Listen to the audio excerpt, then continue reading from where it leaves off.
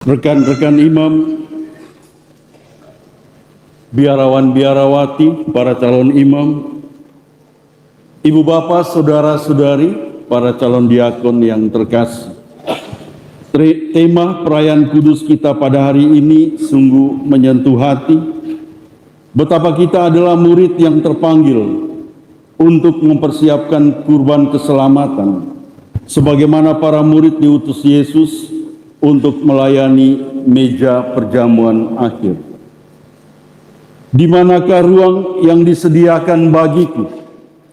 Adalah pesan Yesus sendiri. Dan kurban Ekaristi yang kita rayakan setiap hari adalah berkat yang harus kita syukuri dan kita bagikan. Kurban misa menjadi kurban kasih ketika Allah mengubah roti dan anggur menjadi tubuh dan darah Kristus. Ketika Yesus mempersembahkan tubuh dan darahnya sendiri bagi pengudusan umat beriman dan penyucian gereja berdosa yang bertobat dari waktu ke waktu. Seorang diakon memang terpanggil untuk melanjutkan pesan Yesus kepada dunia ini. Di manakah ruangan yang disediakan bagi Yesus untuk perjamuan Ekaristi? Ibu bapak, saudara-saudari terkasih, hari raya tubuh dan darah Kristus menguatkan kita untuk menghayati setiap doa dan korban Ekaristi sebagai kenangan yang hidup, yang menyelamatkan dan membebaskan oleh cinta dan kerahiman Tuhan Yesus. Pengalaman iman Musa dan penulis surat kepada umat Ibrani meneguhkan iman kita akan perjamuan kasih yang menyelamatkan, sebagaimana dilukiskan dalam Injil Markus. Merayakan cinta Allah dengan hati penuh syukur, itulah makna terdalam dari hari raya tubuh dan darah Kristus hari ini. Kita seringkali lupa untuk membawa syukur kita, karena kita terjebak dalam perasaan tinggi hati, seperti umat Israel di padang gurun, yang selalu ingin kembali pada masa lalu, yang penuh dengan dosa. Tabisan diakon juga adalah sebuah rahmat yang memampukan seorang calon imam untuk bergerak bersama kasih Allah dan membagikan rahmat itu dalam hidup pelayanan gereja.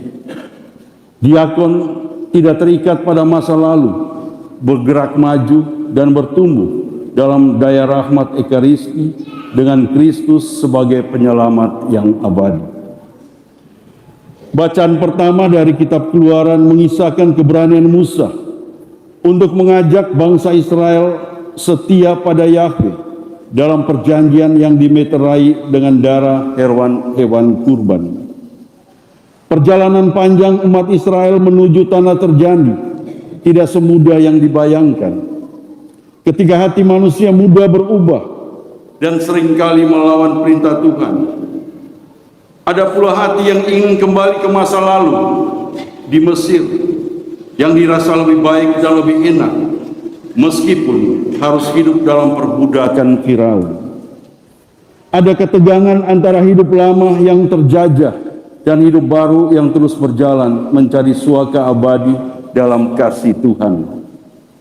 Darah yang dipercikan di atas mezbah adalah tanda cinta yang meneguhkan untuk terus berharap pada suaka abadi dalam Tuhan dan pergi dari perbudakan dan penjajahan.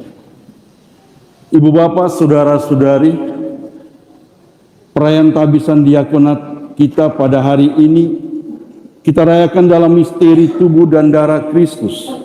Di dalamnya kita diutus untuk menjadi saksi kasih Allah yang utuh dan menyelamatkan. Misteri ini menguatkan ziarah panggilan hidup saudara-saudara yang ditabiskan menjadi diakon untuk menjadi pelayan kasih Allah. Panggilan hidup sebagai murid-murid Yesus adalah panggilan yang luhur dan mulia. Rahmat tabisan diakon yang diterima oleh saudara-saudara kita mengungkapkan betapa Allah sangat mengasihi dan mencintai kita, sebagaimana Ia menyertai perjalanan panjang bangsa Israel menuju tanah terjanji. Seorang diakon terpanggil untuk menjadi pelayan yang setia dan rendah hati, melayani altar suci dan terlibat dalam pelayanan nyata di tengah umat, dengan menguatkan dan meneguhkan iman yang telah bertumbuh dan berkembang dalam hidup gereja. Surat kepada umat Ibrani dalam bacaan kedua meneguhkan panggilan seorang diakon.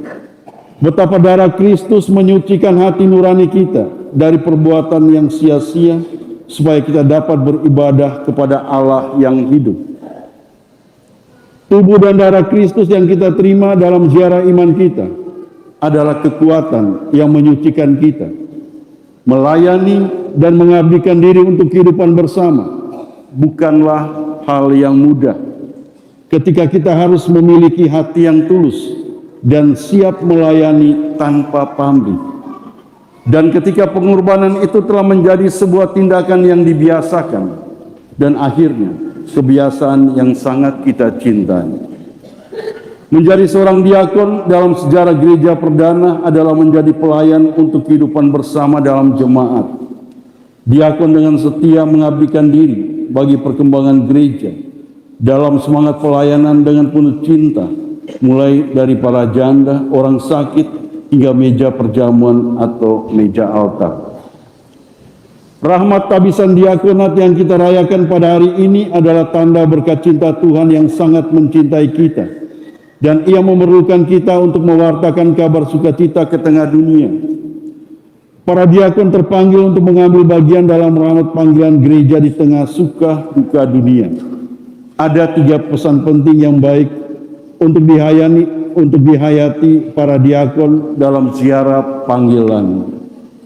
Pertama, yakinlah akan kuasa tubuh dan darah Kristus dalam ziarah hidupmu. Kita adalah penyalur rahmat Allah, dan dalam doa dan tindakan kebaikan setiap hari, kita mau menyatakan betapa cinta Allah selalu meneguhkan dan menyelamatkan, dan betapa hidup kita harus menjadi cahaya yang memberikan sukacita bagi generasi kehidupan dunia saat ini yang sangat rentan putus asa dan kehilangan harapan.